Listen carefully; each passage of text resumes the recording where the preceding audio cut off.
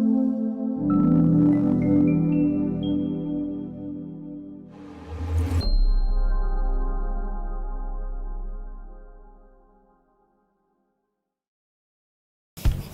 teman-teman semua, gimana nih kabarnya? Semoga kita selalu diberikan nikmat berupa kesehatan oleh Tuhan Yang Maha Esa. Saya, Zahra Alia Dihwiduri, mahasiswi semester 2, Prodi Kesehatan Masyarakat, Fikia Universitas Airlangga, selaku moderator podcast kali ini yang akan menemani teman-teman semua selama 10-15 menit ke depan. Dari ujung timur Jawa Dewibab bersama saya Ahmad Danang Sakita Dan Rifka Pramudia.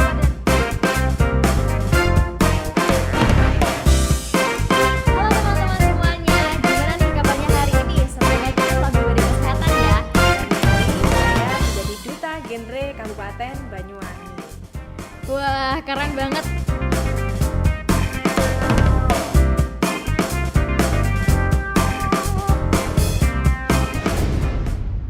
Selamat datang di Podcast, Public Health Podcast.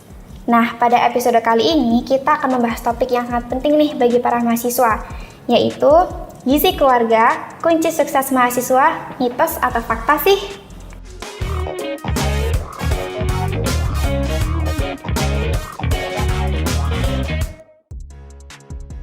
Nah, sebagai mahasiswa, kita tuh sering mendengar bahwa makan itu sangat penting dalam performa akademik kita. Namun, apakah hal tersebut itu hanyalah sebuah mitos atau memang ada benarnya sih? Nah, jadi mitos ataupun fakta gizi keluarga itu memang memiliki pengaruh yang besar bagi kesuksesan mahasiswa. Jadi, nutrisi yang penting atau nutrisi yang kita makan itu berperan penting dalam meningkatkan kinerja otak kita, kemudian meningkatkan konsentrasi hingga fokus sampai menjaga daya tahan tubuh kita selama masa perkuliahan. Nah, penelitian sebelumnya tuh mengatakan bahwa diet yang seimbang atau makan makanan yang bergizi itu meningkatkan fungsi kognitif dan kesehatan secara keseluruhan.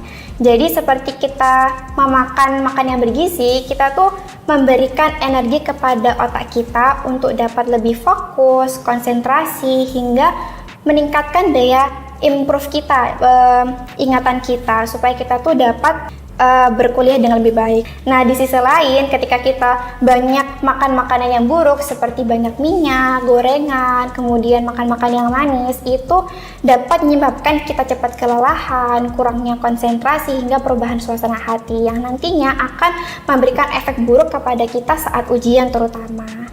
Nah, jadi meskipun makanan itu bukan satu-satunya faktor yang menentukan kita dalam sukses, nah jadi benar nih kata pepatah yang mengatakan Anda adalah apa yang Anda makan dalam menjadi mahasiswa yang sukses. Nah, untuk membahas lebih dalam tentang ini, kita kedatangan narasumber yang spesial nih, yaitu Ibu Septa Indra Puspikawati, SKM MPH. Beliau adalah dosen Prodi Kesehatan Masyarakat Fikia Universitas Airlangga. Assalamualaikum Bu Septa. Waalaikumsalam Mbak. Gimana nih kabarnya Ibu akhir-akhir ini?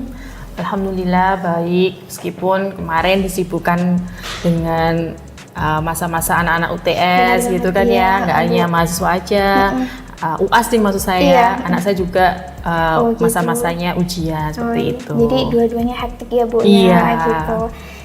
Jadi akhir-akhir ini kesibukan Ibu apa nih selain mengajar? Akhir-akhir ini apa ya Mbak, ngurus anak pasti. Iya. Jadi nyambi ya Bu selain menjadi dosen. Iya benar sekali. Jadi yang utama tetap Iya. jadi ibu ya Mbak, Iya, benar kerja banget. Iya. sampingannya. Iya. Terus selain itu juga karena ada kakak kelas kalian yang semester 8 pada skripsi ya. Oh, gitu. Ya kita memantau gimana sih jalannya skripsinya mereka. Jadi seperti bimbingan itu. ya Bu tetap Iya, berjalan. bimbingan juga gitu. Jadi di sisi lain menjadi dosen, Ibu juga tetap bekerja keras menjadi ibu rumah tangga. Iya. Dan itu nggak semua orang bisa ya Bu. Betul ya. sekali. Apalagi, aduh pasti berat banget ya Bu. Maksudnya di kerja juga sibuk, kemudian di rumah juga sibuk ya gitu. Tapi alhamdulillah aman Bu. Alhamdulillah aman semua. Lancar semua ya Bu. Amin. Alhamdulillah gitu.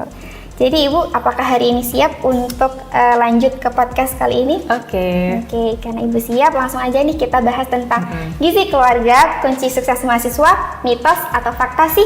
Bicara tentang topik kita hari ini, Bu, banyak ini pertanyaan-pertanyaan di luar sana tuh mengatakan, benar gak sih makan apa yang kita makan itu dapat menjadi kunci kita untuk sukses, atau itu emang sekedar mitos aja? Menurut Ibu Sapta bagaimana? Oke ya, jadi itu bukan hanya mitos kalau menurut saya ya, itu fakta. Jadi apa yang kamu makan itu menggambarkan gimana sih diri kamu itu sebenarnya gitu.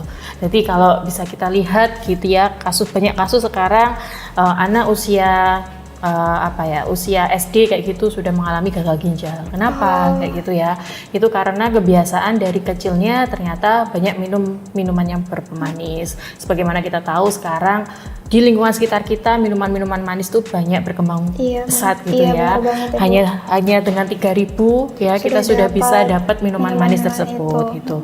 Bahkan kadang kalian sendiri pun ya daripada beli air putih mending beli minuman manis tersebut gitu kan ya. Nah, selain itu juga kasus obesitas pada remaja dan juga pada anak-anak itu juga mulai tinggi. Kenapa gitu ya? Selain makanan-makanan itu tadi gitu ya, ada minuman berpemanis, makanan cepat saji gitu ya. Makanan-makanan yang dibeli itu seringkali hanya mengandung satu jenis zat gizi saja. Ya kalau kita lihat misalnya cilok gitu ya. Beli cilok sebenarnya 5.000, yang didapat hanya apa? Karbohidrat tok kan ya. Nggak dapat zat gizi lainnya gitu. Terus habis itu nanti belum minumannya gitu ya, minuman manis lagi gitu. Nah, jadi asupan gizi yang diterima itu nggak seimbang gitu. Ya, jadi hanya satu jenis makanan saja gitu. Akhirnya banyak anak yang obesitas. Selain itu selain obesitas, jadi ada juga permasalahan sisi lainnya, kekurangan gizi. Ya. Jadi males makan, biasanya anak-anak mahasiswa itu nggak sempet gitu ya, males alasannya sibuk gitu kan ya, gitu lupa makan gitu. Kadang banyak yang cerita kalau saya tuh kalau nggak kepepet ya, kalau nggak lapar banget itu nggak akan makan gitu, paling nyamil. Nah itu justru yang salah gitu kan ya. Nyamilnya juga yang kayak cilok, kayak gorengan gitu kan ya, terus kayak gitu. Nah itu kan otomatis dari apa yang diterima itu kan tidak mencukupi. Padahal ketika kalian melakukan kerja kelompok gitu kan ya, ngerjain tugas kayak gitu kan butuh energi gitu. Nah energi itu nggak bisa hanya didapat dari makanan-makanan yang kita bilang itu tadi. Oke, kita merasa kenyangnya cuma sesaat toh gitu kan. Habis itu kan pasti ada keinginan untuk makan lagi gitu. Iya, Bu, benar. Apalagi zaman sekarang ya, Bu. Misalnya kayak panas kan sekarang. Jadi anak-anak dikit-dikit es. Lagi sekarang kan banyak banget ya, Bu, es di pinggir jalan gitu. Benar sekali, banyak, dan kita nggak ngerti gitu ya. Gulanya apakah gula asli atau enggak gitu. Meskipun yang gula pemanis buatan itu memang tidak berhubungan langsung dengan obesitas, yang berhubungan itu kan gula pemanis, gula murninya ya, gula yang aslinya itu tadi. Tapi kan efeknya kan juga jangka panjang buruk buat kesehatan gitu. Apalagi kalau misalnya menurut Ibu ya, kan kalau kita makan ya, nanti itu dapat bikin malas nggak, Bu? Kayak misal udah makan, abis itu jadi udah nanti aja kekenyangan, tidur, akhirnya bikin mahasiswa itu malas ngerjakan. Tergantung ya, kalau misalnya kita makannya itu seimbang ya, pernah dengar kan ya prinsip gizi seimbang.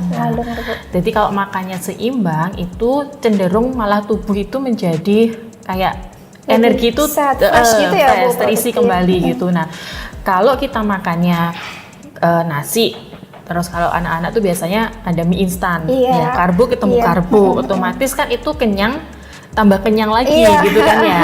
Jadi kalau karbohidrat itu kan memang paling cepet dipecah gitu. Otomatis kalau misalnya kelebihan karbohidrat kita akan cenderung ngantuk.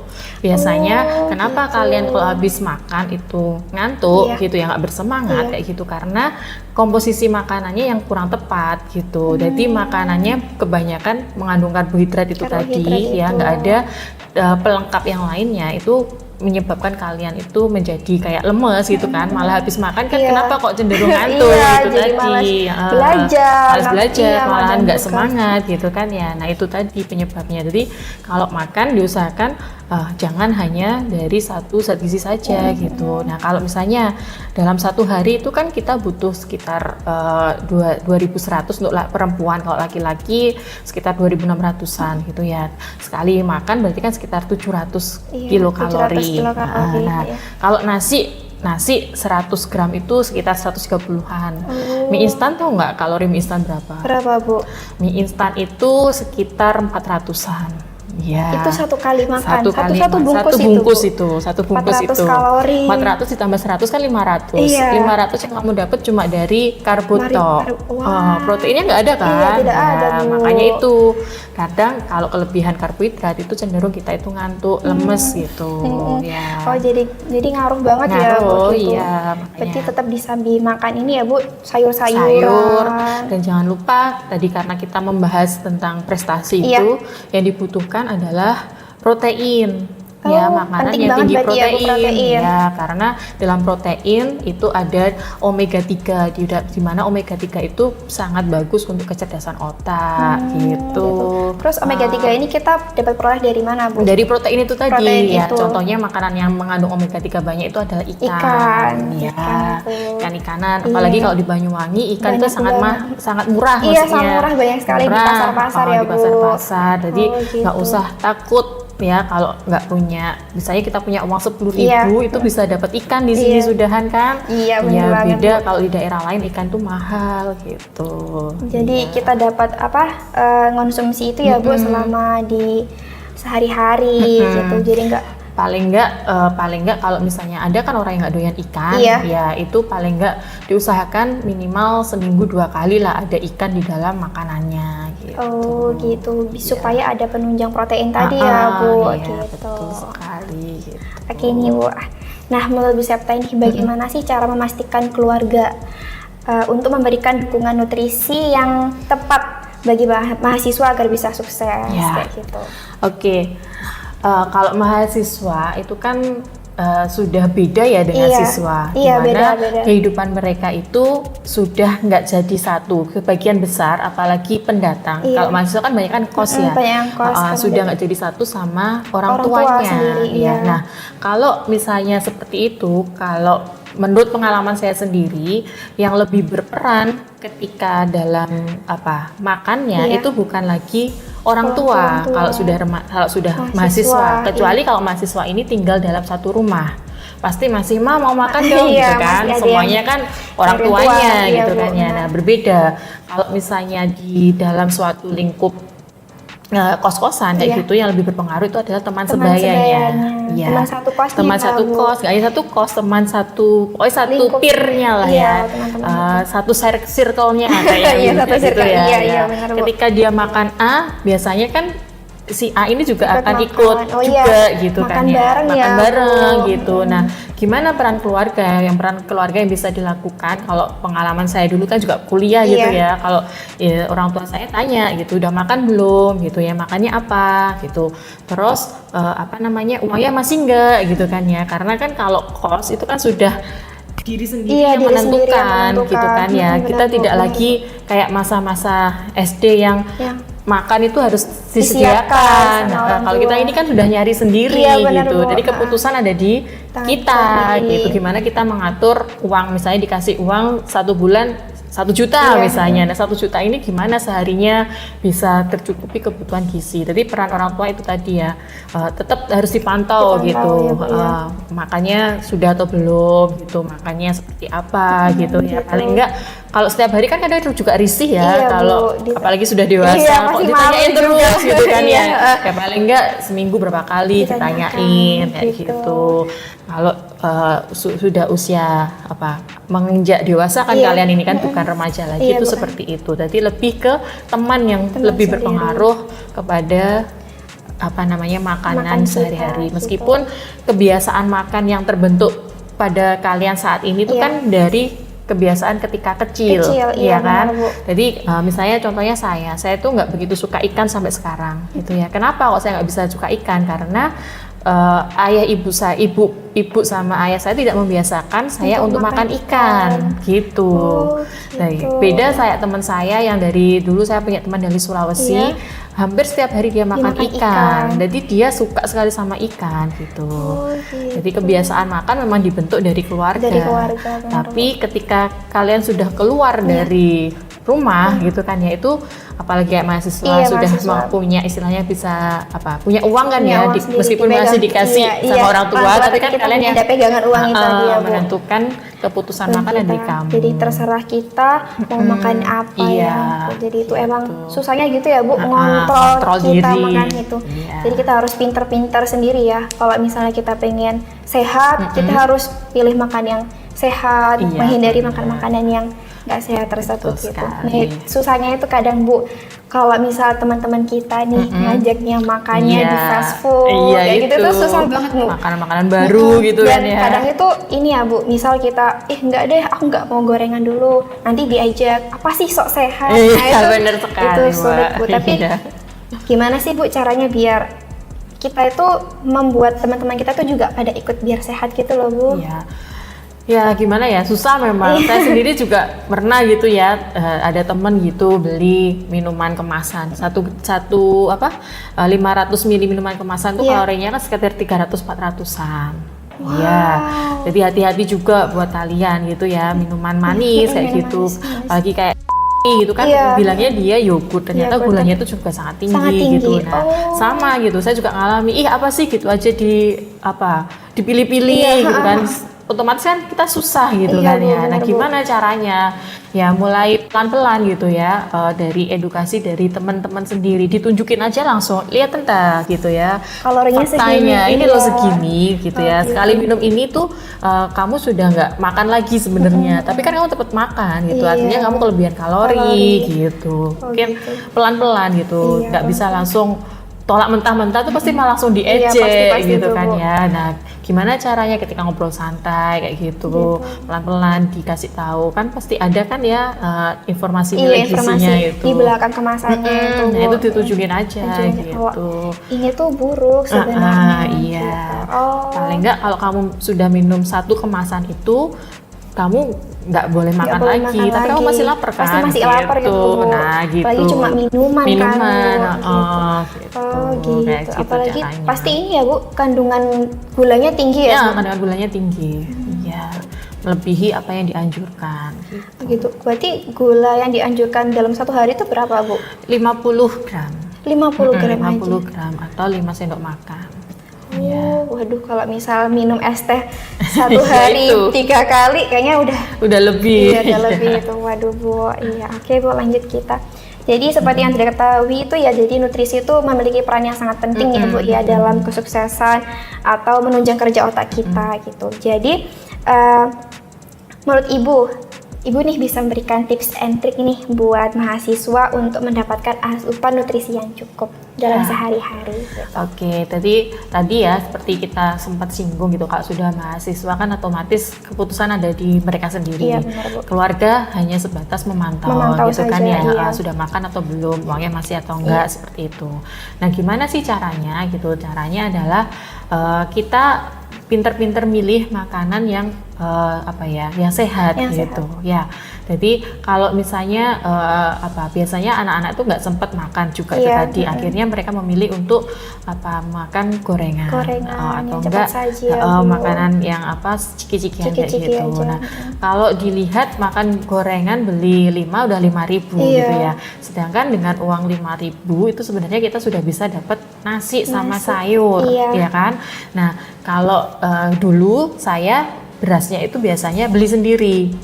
Jadi kita beli lauknya aja. Kan lebih hemat. Lebih hemat. Gitu. Lebih hemat. Jadi kita bisa beli lauknya. Kalau di Banyuwangi harga makanan tuh masih murah.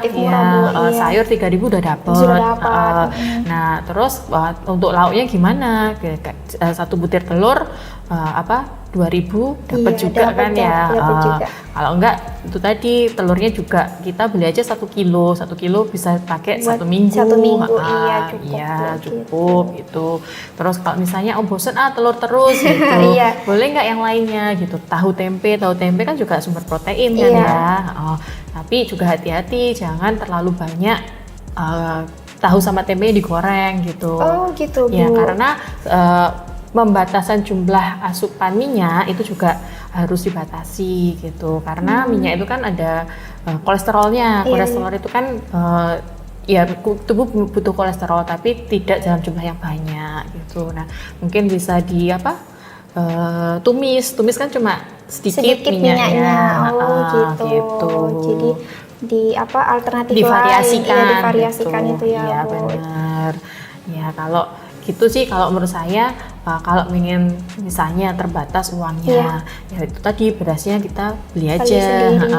terus Nanti. tinggal beli kalau misalnya nggak sempat masak gitu. Kalau nasi kan tinggal ngecopin Iya, toh kan, tinggal nunggu aja, Bu.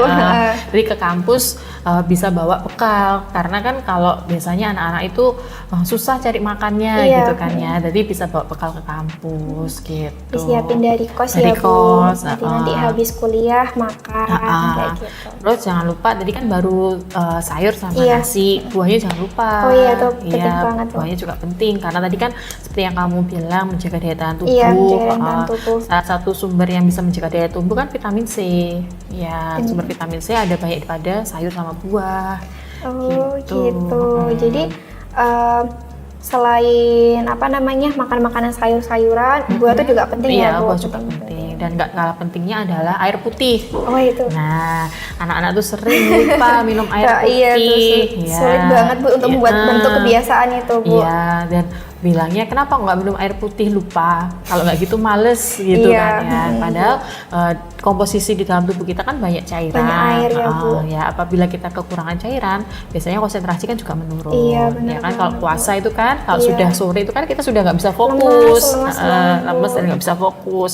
Nah, salah satunya karena kekurangan cairan di dalam tubuh. Jadi asupan air juga harus dipenuhi gitu. Jadi penting juga ya, Bu, bawa botol minum di Iya, waktu benar kuliah itu sekali. penting banget. Benar sekali. Iya, Itu juga nggak- menghemat. Iya. Kalau menurut saya ya. Nggak beli-beli juga kan, Bu. Gitu. Itu juga bisa menghemat. Jadi pas waktu kuliah fokus dengerin, nggak malah kemana-mana pikirannya. Iya. Oh, gitu. Gitu. Oke, Bu. Jadi ini untuk pertanyaan terakhir nih, Bu. Ibu Septa bisa menyampaikan closing statement atau motivasi atau harapan nih kepada teman-teman sebagai narasumber podcastnya. Ibu Septa bisa menyampaikan semangat juga buat kami, terutama mahasiswa di luar sana. Gitu. Oke, terima kasih Mbak. Buat para mahasiswa jangan takut kalau misalnya uang sakunya itu terbatas. Kalian tetap bisa kok hidup sehat gitu ya, tetap bisa makan enak. Makan enak tuh nggak harus yang mahal gitu ya. Makan enak bisa diperoleh dari bahan makanan yang ada di sekitar kita. Pinter-pinternya kita untuk memilih dan mengolah gitu. Kalau misalnya kalian nggak sempat gitu kan ya, kalian bisa beli dan dibeli dipastikan di tempat yang terjamin kualitas dan kebersihannya yang terpenting itu. Jadi kalau misalnya tempatnya nggak bersih juga, hati-hati, penyakit yang tertular karena makanan itu juga bisa menyerang kalian gitu. Jadi harus lebih bijak lagi dalam memilih makanan gitu. Sehat itu nggak harus yang mahal ya. Benar, Dengan yang ada di sekitar kita, memanfaatkan apa yang ada di sekitar kita itu bisa menjadi makanan yang sehat gitu. Oke, baik Ibu. Terima kasih banyak Bu Septa udah menyempatkan waktunya menjadi narasumber di podcast kami. Nah, jadi semoga teman-teman yang sudah mendengarkan di podcast kami itu informasi yang diberikan oleh Ibu Septa bisa bermanfaat bagi kalian semua. Jadi, ingat nih bahwa gizi yang baik adalah kunci untuk belajar efektif, meningkatkan daya tahan tubuh, serta menjaga kesehatan dalam masa perkuliahan. Jadi pastikan untuk selalu memperhatikan gizi keluarga dan terapkan tips and trick dari Ibu Septa. Sekian dari podcast Public Health Podcast. Sampai jumpa di episode berikutnya. See you, keep on watching. Dadah!